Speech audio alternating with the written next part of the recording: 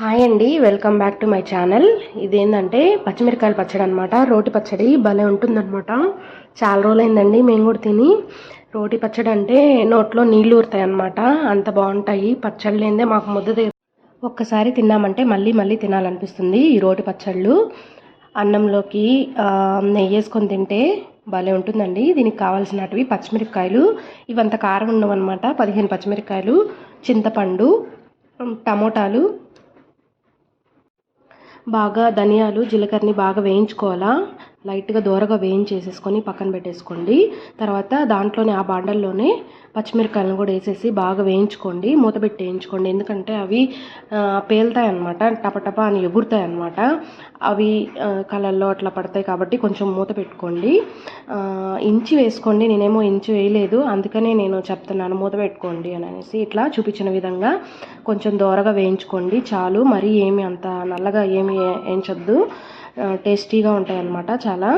ఇది ఆ బాండల్లోనే మనం ఏంటంటే టమోటాలను కూడా వేసేసి బాగా మగ్గించుకోవాలన్నమాట. ఉప్పు పసుపు వేయాలి, కారం కాదండి, ఉప్పు పసుపు వేసేసి బాగా వేయించుకోండి. వేయించడం అంటే మూత పెట్టి బాగా మగ్గించుకోవాలన్నమాట. పసుపు వేసేసాక బాగా మగ్గించుకోండి ఒకసారి. అవి ఎట్లా అంటే ఇట్లా నీళ్ళు వచ్చేలాగా చూపించిన విధంగా మీరు అంత మెత్తగా అవ్వాలన్నమాట టమోటా. అప్పుడే దంచడానికి ఈజీగా బాగుంటుందన్నమాట. ఇది పలుకు లేకుండా మెత్తగా ఇట్లా చూపించిన విధంగా. దీంట్లోనే చింతపండు కూడా వేసేసుకోవచ్చండి. నేనేంటంటే సపరేట్గా సైడ్ బౌల్లో పెట్టి నానబెట్టి వేశాను. ఒక్కొక్కసారి అలా చేస్తాను, ఒక్కోసారి ఇలా కూడా చేస్తుంటాను. ఇట్లా మంచి దగ్గరకు వచ్చేంత వరకు టమోటాలు బాగా దగ్గరగా మెత్తగా అయ్యేంత వరకు వేయించుకోండి. ఇలా చేసుకుంటే భలే ఉంటుందండి పచ్చడి. ఒకసారి మీరు కూడా ట్రై చేయండి. ఫస్ట్ టైం నా ఛానల్ని చూస్తున్నట్టయితే ఖచ్చితంగా సబ్స్క్రైబ్ చేసుకోండి. ఎంతో టేస్టీగా ఉండే పచ్చిమిరపకాయల పచ్చడి. ఇప్పుడు ఆ తర్వాత వేయించుకున్నటువన్నీ పక్కన పెట్టుకున్నాం కదా, వాటిని ఫస్ట్ వచ్చేసి ధనియాలు, జీలకర్ర దంచేసిన తర్వాత పచ్చిమిరపకాయలు ఇలా ఉప్పేసేసి బాగా దంచుకోండి. ఫస్ట్ ఉప్పేసి దంచుకుంటే ఏంటంటే తొందరగా మెత్తబడతాయి అన్నమాట. పచ్చిమిరపకాయలు కూడా ఉప్పేసి దంచుకుంటే తొందరగా మెదుగుతాయి కూడా, అందుకని నేను ఇట్లా చూపిస్తున్నాను. ఇది వచ్చేసి మా ఊర్లో తీసుకున్నామండి, అప్పుడు తీసుకున్నది ఇది. మేము దీంట్లోనే చేసుకుంటాను పచ్చళ్ళు, ఎప్పుడైనా కావాలి అని అనిపించినప్పుడు.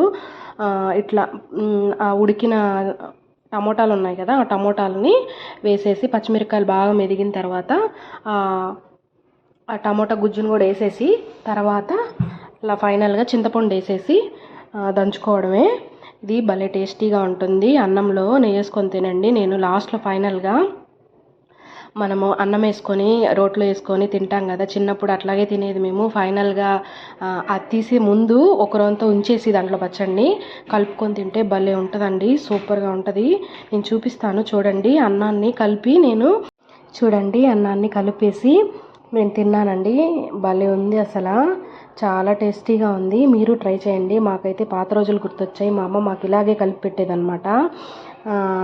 భలే ఉంటాయి. ఏ పచ్చడైనా మీరు ఇట్లా నూరుకున్నప్పుడు ఇట్లా వేసుకొని తింటే భలే ఉంటుందన్నమాట, చాలా ఎమ్మీగా ఉంటుంది. పాత రోజుల్లో ఇలా చేసేవాళ్ళు. నా ఛానల్ని సబ్స్క్రైబ్ చేసుకోండి.